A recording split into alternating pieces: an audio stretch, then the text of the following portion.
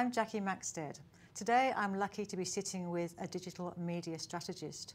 He knows an awful lot about this area, this technology, and today we're going to find a bit more about what's happening in the space right now. Welcome to Mike Zeederberg, Managing Director of Zuni Agency. Hi Mike. Hi Jackie. Tell us a bit about Zuni. It's a brand new agency. What's happening in there? Yes, we're only 4 months old at the moment, and Zuni is all around digital strategy. We're around working with clients to understand the role that digital can play in achieving their business objectives. So working out what it is their business is trying to achieve, and then work out what the various different aspects and elements of digital can do to help achieve that. Mike, do companies come to your agency because maybe they're confused? Yes, I think one of the interesting things about digital is it can impact so many areas of a business. So we normally look at marketing as the marketing team controls the marketing space. Whereas with digital, it impacts everywhere. So marketing might be running campaigns, the IT department might be running the website, the account managers or the loyalty managers might be running email, HR are managing a whole bunch of stuff about recruiting people, corporate comms are managing stakeholder relations and those sorts of things. So quite often in digital, there's lots and lots of different stuff happening and lots of people talking to the customers and clients in a fragmented way. Is there one particular area that brands are particularly worried about and want you to work on? At the moment, social media is the current buzzword. Everyone's talking about social media. And so there's a lot of brands that are rushing to get into social media. They're setting up various different elements, whether that's, as I say, Facebook or Twitter or those sorts of things, without really knowing why. They're not really sure what they're doing it for. They haven't necessarily got a backbone or a strategy around it. And we tell a lot of clients that Facebook and Twitter are an execution, they're not a strategy. It's a little bit like saying, right, we've got a problem with brand awareness, what are we going to do? Right, let's run a TVC. And it's like, that's an execution, rather than coming up with what you need to say, how you need to say it, who do you want to engage with, and what do you go with from there. One of the other interesting things about social media is that as marketers, most people are accustomed to doing campaign-based work, whereas social media is about an ongoing presence. It's about ongoing conversations. It's about tracking what other people are saying.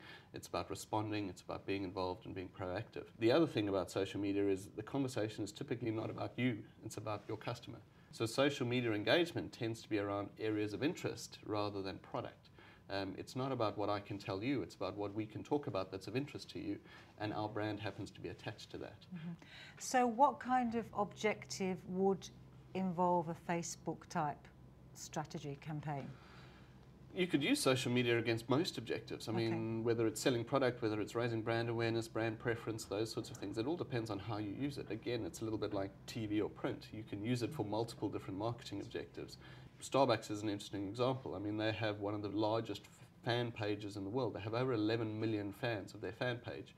But if you look at the content that they produce and the content that comes out of the Starbucks fan page, probably about 2/3 of it is not about their product. It's about sustainable coffee, it's about environmental issues, it's about tie-ins with music, all of that sort of stuff. And only about 1/3 of it is actually related to we've launched this new product or get this special offer or those sorts of things. So they are creating the right to have the conversation by discussing stuff of interest to their audience. And then off the back of that, they're using that to then get their marketing message out there. And as a result, when they have a particular special offer or they launch a new product, they have 11 million people who are willing to read their Facebook status for absolutely free, but they've earned the right to talk to those people. Are there many examples of brands who maybe haven't been so successful in that area? Oh, I think there's hundreds of Facebook pages that you look at that where it can be a bit of a disaster because they go on there without a strategy. They say, right, we want to be on Facebook and someone's told us we have to be, but they don't know what the conversation needs to be about. So it becomes an extension of a broadcast channel where all they're doing is talking about their product. And interestingly, if you start focusing on your own product, you're going to attract the negative as much as the positive. So people that hate your product, people that got their product that wasn't up to scratch, they're going to come and tell you about it because you've made the conversation about that. Whereas if you make the conversation about something of interest, whether that's Red Bull make it all about extreme sports, Starbucks make it about environment and those sorts of things, people tend to discuss that issue rather than simply picking holes in the product. It's the application of that product that's interesting. So if you're a pizza brand, it's the occasions that you have pizza at. It's those sporting events, it's those parties. Those make for great conversations. For makeup, it's about what that makes you look like. It's about the environments that you wear them in, those sorts of things. That's the conversation you want to have, because that's high involvement. I think it's not a one-size-fits-all. It's a little bit like digital. Digital used to be all about direct response. Digital can do everything. It can do branding, it can do awareness, it can do direct response, it can do sales. And social media is a little bit like that. Depending on how you position it, you can use it for lots of different things. Dell have sold millions upon millions of dollars of reconditioned Dell product via Twitter.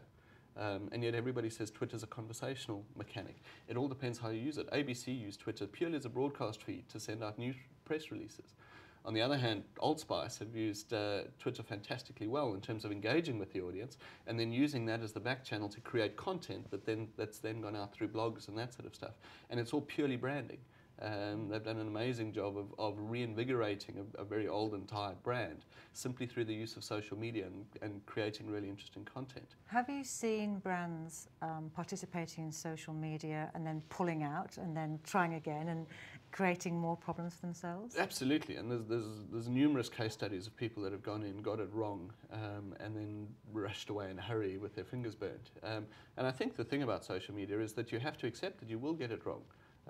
Just in the last week, there's been some interesting examples of Crust Pizza, who they do quite a bit of stuff around content, and they tweeted about an amusing clip around female drivers. That copped quite a bit of heat about what does that, are you sexist or are you not sexist, or those sorts of things. These things happen, but you have to be in the space, you have to be experimenting with it to start getting the benefits. Yes, there is some risk, but there's risk in anything that we do, and by being involved in that space, I think people are relatively forgiving. They know that the person on the other end is human, and that's the thing about social media, is that you start connecting with the people in the business rather than with the anonymous brand. Do you feel that brand marketers need to continue to change? Yeah, I think it's a tough world out there for brand marketers, because there's this massive fragmentation happening. It used to be relatively easy. You had print and you had TV and you had only 3 or 4 channels to choose from. Now, just within the digital space, you've got search, you've got email, you've got your website, you've got microsites, you've got social media, and within social media, you've got Twitter, you've got blogs, you've got Facebook, you've got all these other elements. So to try and wrap your head around how all of those things are working and what they're doing and that sort of stuff is quite difficult. And I think, yeah, so marketers need to evolve with that. But the other thing is they also need to know what they're trying to achieve and make sure everything's pulling towards that.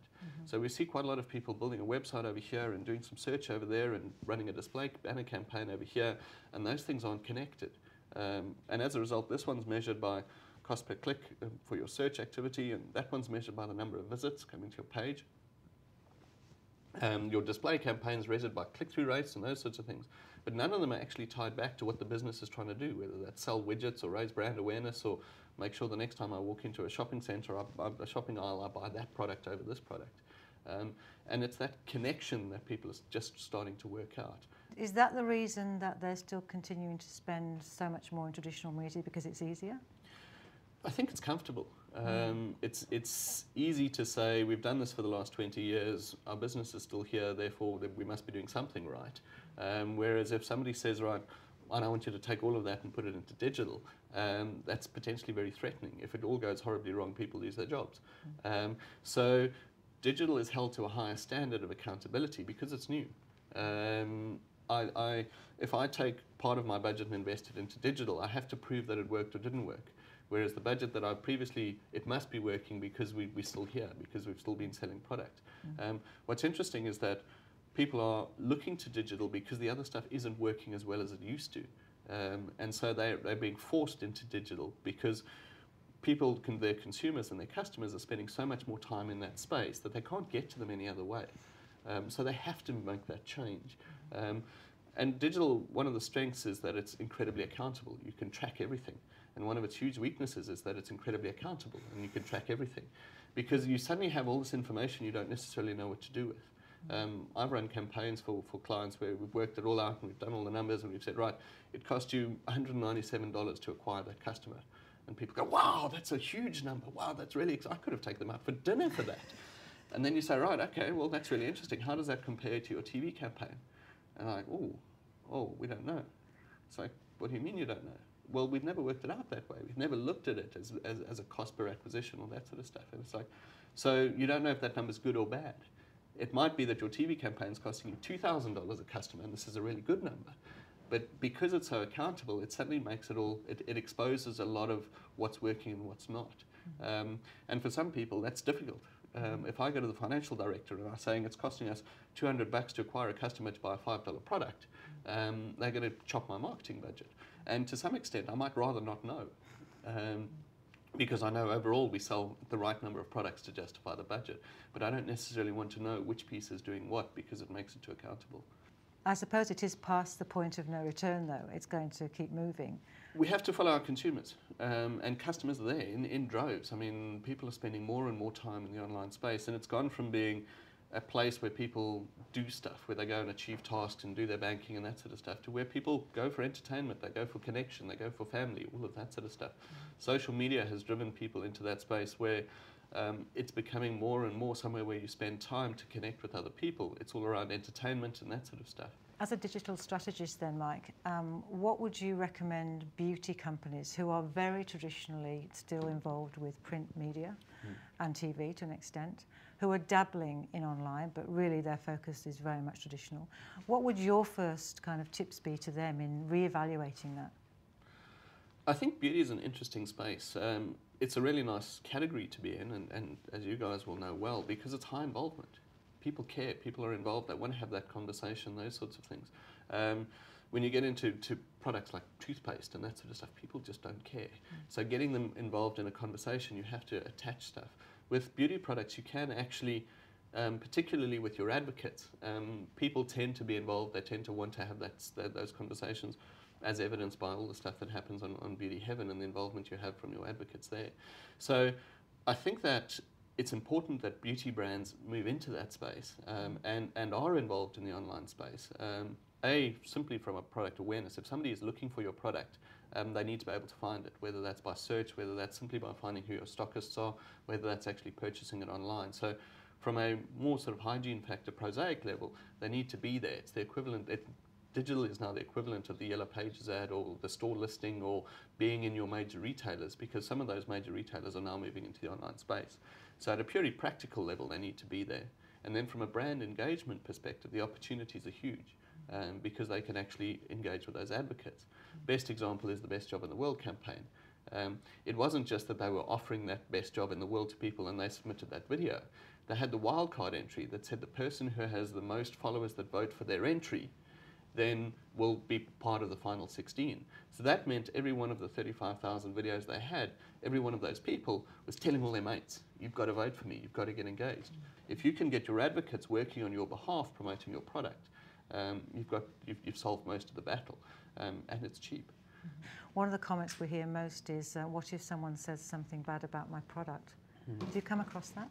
One of the biggest assets you have in the social media space is your advocates. Because quite often you don't have to defend yourself, they will defend you. If you create a space for the conversation, the biggest thing about social media is to make sure you're doing your best to empower your advocates, but not empower your detractors.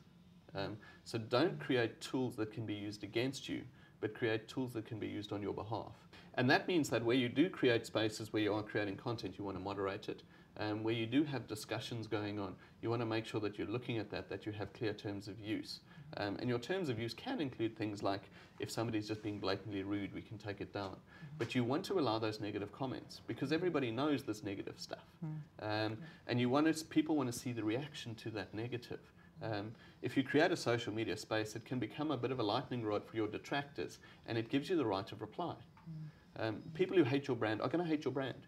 And if they're active in the social media space, they're going to be doing that on Facebook or within their own networks, whether you like that or not.